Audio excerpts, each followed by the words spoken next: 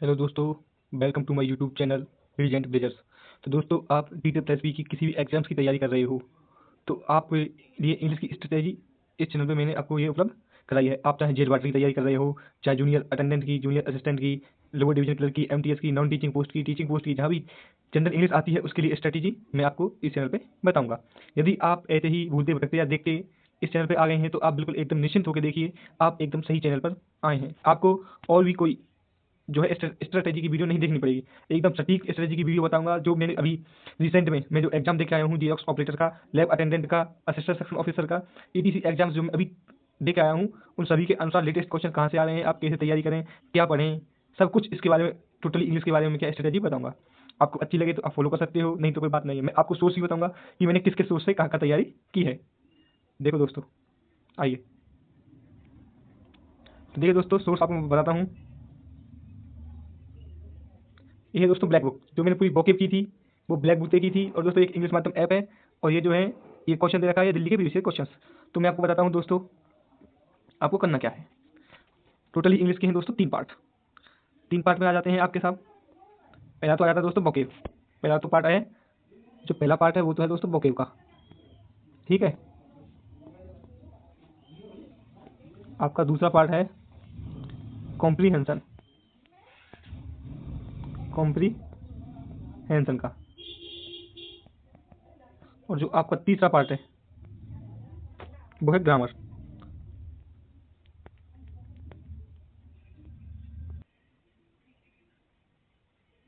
ये दोस्तों तीन पार्ट हैं आपके। ठीक है, पहला वोकेब, दूसरा कॉम्प्रीहेंशन और तीसरा ग्रामर। आपको मैं बताऊंगा कि कहाँ से क्या क्या करना है, क्यों करना है, किससे करना है। ठीक है दोस्तों, तो मैं बताता हूँ आपको। फर्स्ट मैं बताता हूँ आपको, आ जाइए याद आ रहा दोस्तों, ब्लैक बुक के बारे में बताता हूँ मैं दोस्तों। उससे पहले आपको इस क्वेश्चन का उत्तर देना है। आपको चार ऑप्शन बताने हैं कमेंट में कि ये तीन ऑप्शन क्यों नहीं होंगे इसमें, ये चौथा ऑप्शन क्यों होगा, मतलब चार में से एक ऑप्शन होगा, तीन नहीं होंगे। आइए मैं बताता हूँ दोस्तों। फर्स्ट बात है ग्रामर। तो ग्रामर के लिए दोस्तों मैंने की थी ब्लैक बुक यूज। ठीक है दोस्तों, ये रही आपकी, ये नया एडिशन है ब्लैक बुक का। ठीक है, अब आ जाइए दोस्तों। यदि आपके पास ब्लैक बुक है तो ठीक है, यदि आपके पास ब्लैक बुक नहीं है तो भी ठीक है, ब्लैक बुक है तो भी ठीक है। आपको करना क्या है दोस्तों, यदि आपका जूनियर असिस्टेंट का जो एग्जाम है 10 ग्रेड 4 का, वो अगले महीने से संभावना है उसकी होने की। जेल वार्डर की, फॉरेस्ट गार्ड की, जो भी अदर्स एग्जाम है उनके लिए बता रहा हूँ मैं। तो जो आपका बुक है वो दोस्तों ब्लैक बुक से करना है आपको। बुक कैसे करना है कि आप खुद पढ़ोगे तो आपको लगेगा बोरिंग। तो दोस्तों यूट्यूब पे एक सर हैं, सूरज सर के नाम से, देखो इनका जो यूट्यूब चैनल है देसी पढ़ाकू के नाम से, ये 11 घंटे 59 मिनट 40 सेकंड की वीडियो है। ये देखिए दोस्तों, जो प्रीवियस ईयर के 1680 वन वर्ड सब्स्टिट्यूशन है, ये वो उन्होंने करा रखे हैं, वो भी बिट ट्रिक्स के अनुसार दोस्तों। ध्यान रखना, ट्रिक्स के अनुसार करा रखे हैं। ब्लैक बुक में ये है, आपको ये लिखने नहीं पड़ेंगे, आपको बार बार रिवीजन हो जाएगा, आपके पास लिखे रहेंगे। लेकिन वैसे आप लिखना चाहो तो लिख सकते हैं, वरना मत लिखना है। इस वीडियो एक दो बार देख लेना तो आपको ये याद हो जाएंगे। ठीक है, ये तो हो गया दोस्तों वन वर्ड सब्स्टिट्यूशन, जिसमें एंटोनिम सिनोनिम भी आ जाते हैं। इनसे जो डिजिटल प्लस भी है, इनसे ही निकाल के एंटोनिम सिनोनिम पूछ लेती है। ठीक है, और ये है ईडियम्स एंड एक्सप्रेशन की दोस्तों, ये भी 12 घंटे की क्लास है ईडियम्स एंड फ्रेजेस की। ये भी सूरज समझने का आइए, ट्रिक के साथ कराइए दोस्तों। जब एक बार देखेंगे ना, पढ़ेंगे तो आपको बहुत इंटरेस्ट आने लग जाएगा इसमें। ठीक है, ये तो होगा दोस्तों वोकेबलरी का काम। बस ये दो आपको करने हैं और आपका डी++ में कोई सा भी एग्जाम हो वो एकदम क्वालिफाई हो जाएगा। आप निश्चिंत रहकर तैयारी करें। बिल्कुल आप वोकेब पूरी करके आओगे दोस्तों, मैंने यहीं से की थी। मेरे पास ब्लैक बुक भी है और आपको बता दूंगा मैं ब्लैक बुक कैसे पढ़ते हैं, किस हिसाब से पढ़नी चाहिए। उसके बाद में आगे जाइए दोस्तों, ये है इंग्लिश माध्यम। और ये है दोस्तों कॉम्प्रीहेंशन के लिए। मैंने आपसे कहा था ना कि मैं आपको बताऊंगा कॉम्प्रीहेंशन के लिए। किसके लिए? कॉम्प्रीहेंशन के लिए। ठीक है, क्योंकि दोस्तों आप जानते हैं डी++ में, मैं इसको थोड़ा और वो करता हूँ अब। ठीक है, क्योंकि डी++ में एक तो आता है दोस्तों पैसेज। पैसेज तो आता ही आता है, वो भी 5 नंबर का। ठीक है, इसका डिवाइडेशन है अलग अलग। अलग अलग इसका डिवाइडेशन क्यों है?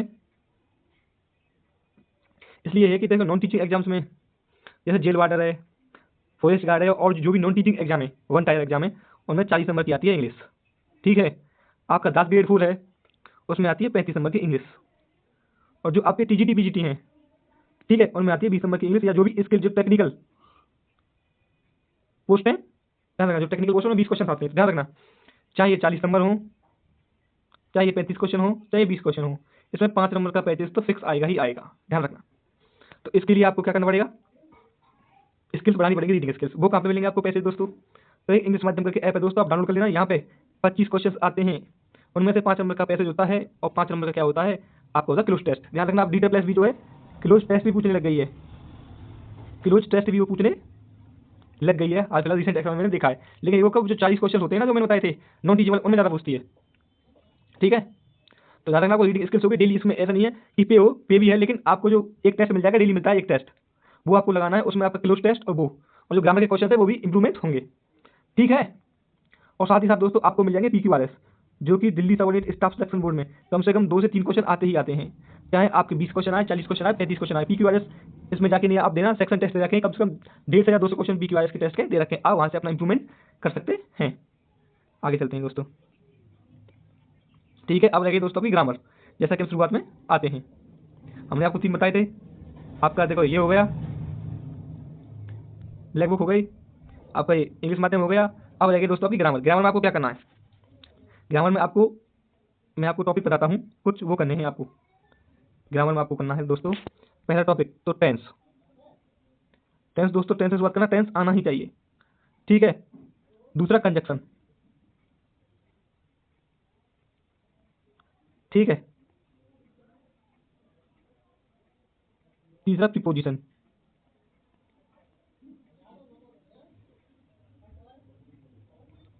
चौथा एक्टिव पैसिव। शॉर्ट लिख रहा हूँ दोस्तों, समझ जाना आप। ठीक है, और जो आपका पांचवा है वो है नरेशन।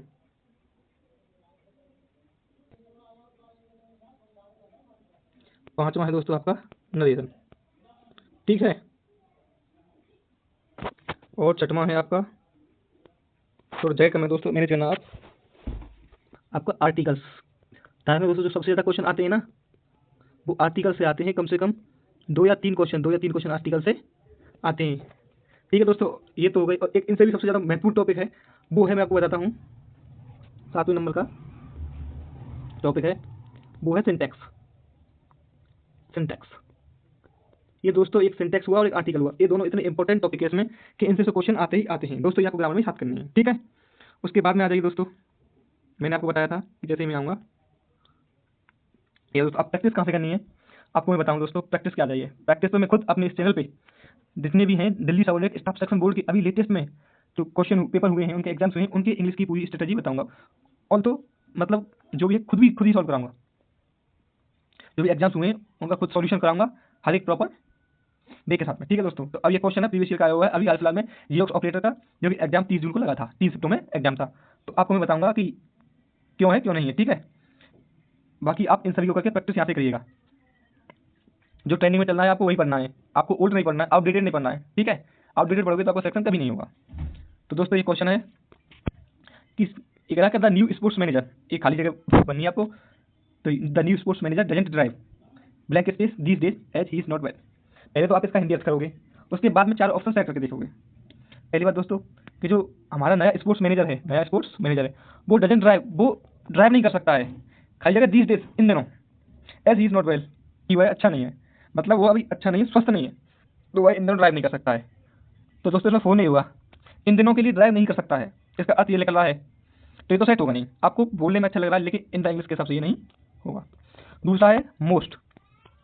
मोस्ट का मतलब होता है एक्सट्रीमली, अत्यधिक। ठीक है, एक्सट्रीमली, अत्यधिक या अधिकांश। जैसे हम कहते हैं he is the most beautiful, भाई बहुत सुंदर है, मतलब हमने जितना देखा है उससे ज़्यादा सुंदर है। तो ध्यान रखना ये भी नहीं होगा। फोर के लिए, फोर का अर्थ होता है के लिए। अब देखो सेंस बैठा के देखना आप। ठीक है, आप इसमें खुद सेंस बैठा के देखना, मैं आपको हाईलाइट कर देता हूँ। आप सेंस बैठा के देखना कि वह इन दिनों के लिए ड्राइव नहीं कर सकता है या फिर इन दिनों अधिकांश ड्राइव नहीं कर सकता है। ठीक है, तो इसमें मच क्यों आएगा? क्योंकि वह इन दिनों अधिक ड्राइव नहीं कर सकता है, क्योंकि वह अच्छा नहीं है। आई बात समझ में कि नहीं आई? नहीं आई, मुझे पता है एक बार में नहीं आएगी। आप एक बार और देखिए, मैंने क्या कहा कि मोस्ट वह अधिकांश ड्राइव नहीं कर सकता है या अधिकांश गाड़ी नहीं चला सकता है। ठीक है, आपको लग रहा है फिट बैठ रहा है, मैं आपसे कहूँगा आप अधिकांश नहीं चला सकते हैं। क्या नहीं चला सकते हैं? ड्राइव नहीं कर सकते हैं। ठीक है, उसके बाद में आया था मच आपका।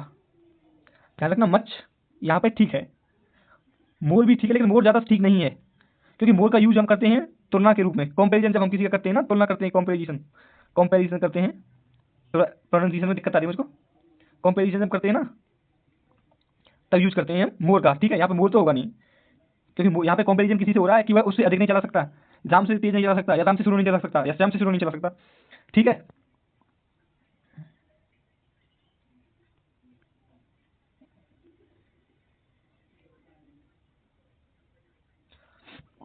तो दोस्तों ऐसे ही क्वेश्चन में पूरी ग्रामर समेत बताऊंगा। अभी तो इसमें नियम नहीं बताए, जो भी मैंने नियम लिख रहा कहीं स्पेशल D2+V के, उन नियम को भी बताऊंगा। एक बार फिर से देखा, आपकी सवाल समझ में नहीं आया। मोस्ट का अर्थ होता है अधिकांशतः,